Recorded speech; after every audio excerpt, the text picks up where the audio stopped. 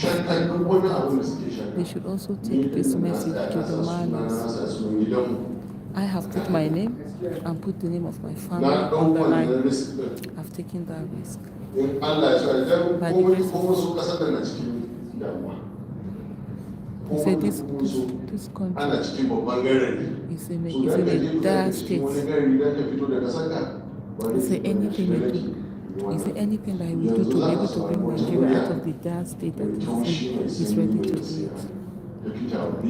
Mr. President, He said, Mr. President, over to you. Now you people can hear English no more.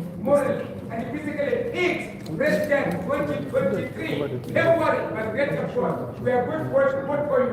Masses people are behind you because you are very hardworking someone. We had an information about you. We got an information about you. Peace ambassador, peace provider, Allah. Yara, you behave very well to everyone in Nigeria. Nigeria needs a person like you to be kept in peace.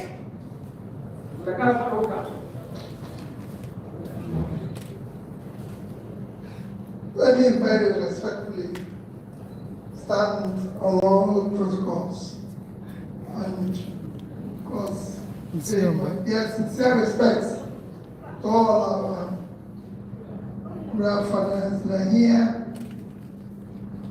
Mine is just, we're here today for our campaign, and we deem it necessary that we must come and pay our respects to you before going for that campaign. And I'm sure my dear brother that have said all that needs to be said about what we're trying to do. What we're trying to do is to say that a new Nigeria is possible. What you hear in Nigeria today is not bad news. Over the years, Nigeria has became, and it's still the same, a place where you now manufacture poverty. A place of insecurity. We've been going from one place to the other, where Medugri and South Sudan, today we're here. The news is everyone will go. We've seen Nigerians living poverty. Nigerians living in difficulty. Nigerians living in all one problem or the other. And our position is that this can change. Because this is a great country that is so blessed. And it can change. Our offer is simple. To secure and unite Nigeria. The enemy or the criminals are not more formidable.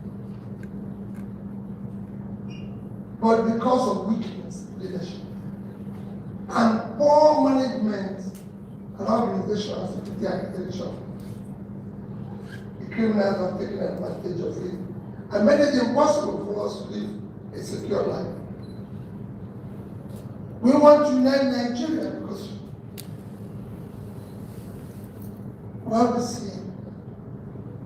We want people to be able to say, I'm a Nigerian, not I'm from East or West.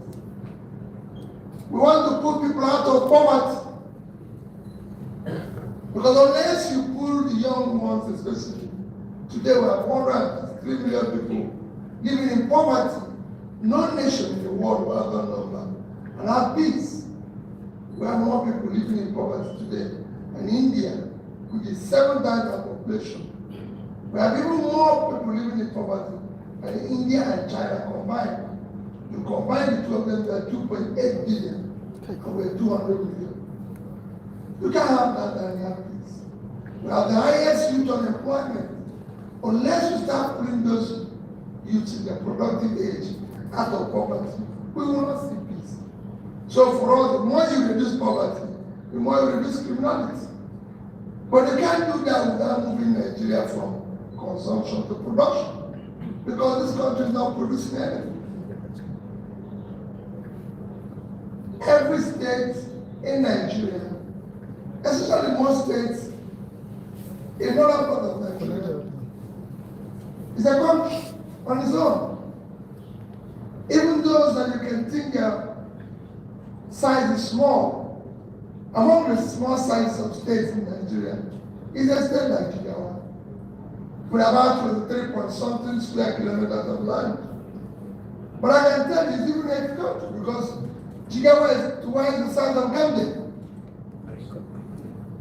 So it's a country. So the population and the space can feed itself, can be able to produce the first country. There's a lot of people can learn from them. There's a lot of money, tourism, everything. Even what I've seen in this palace alone, who make people want to visit Dutse and visit Jigawa?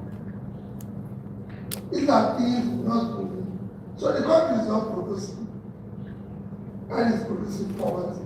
That's what we want to change. Nigeria cannot feed itself today with 200 million people living on 953,000 square kilometers of land.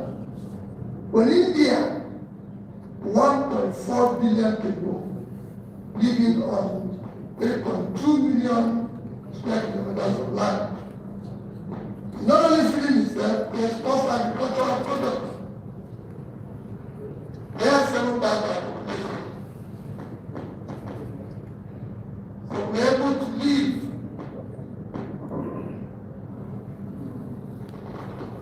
We live on 1/3 of their land, and we're 1/7 of their population.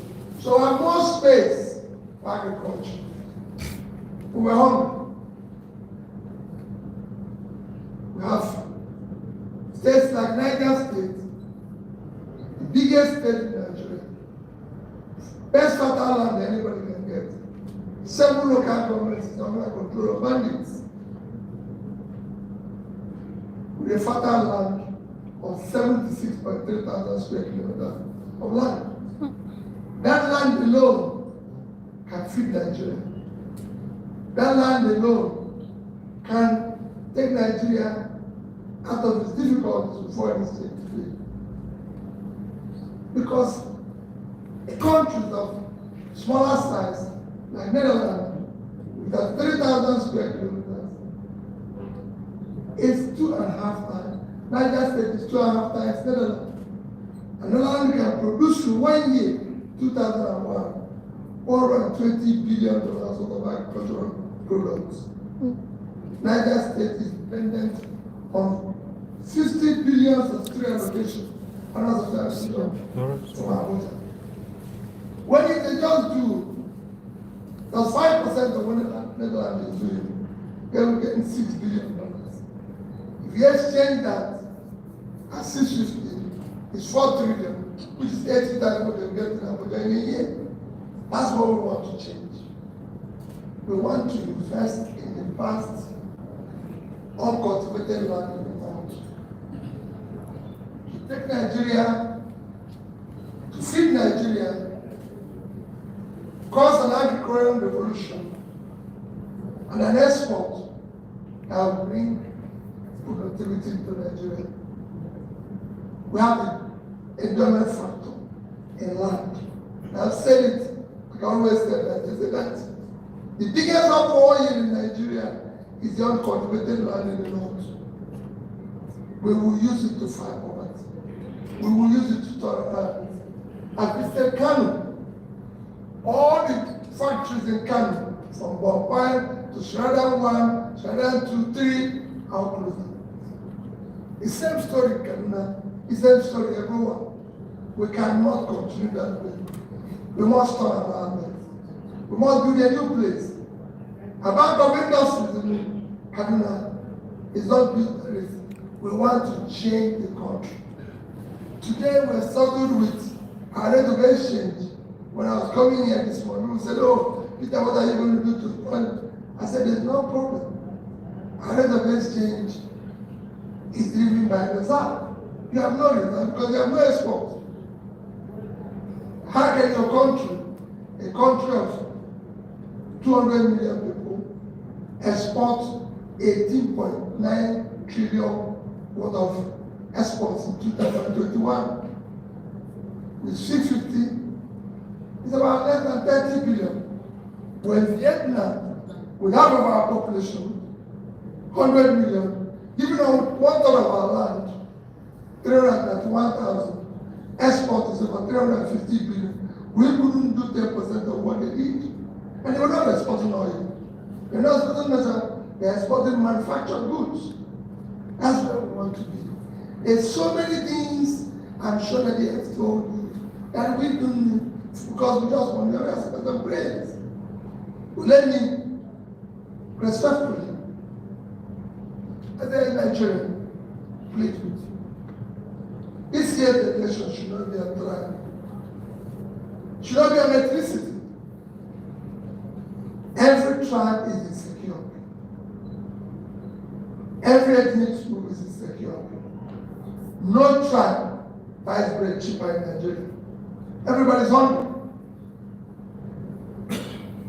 Half are used to the economy. So let nobody tell us that story.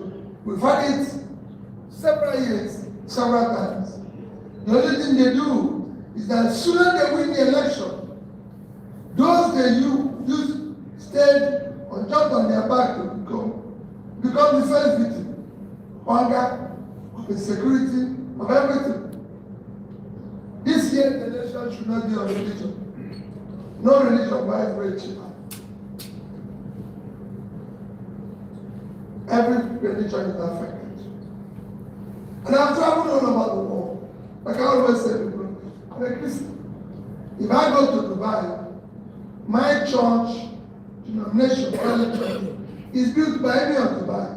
He gave the land and built the church. In the UK where I lived, I'm a privileged to pass schools. The Queen donated the first land of which they do the Central Mosque in London. So they must. So it is time for us. It is time for us to deal with issues that concern us. We have 20 million out of school children. Those children are children we have refused to educate and teach skill. But I've interrogated with them.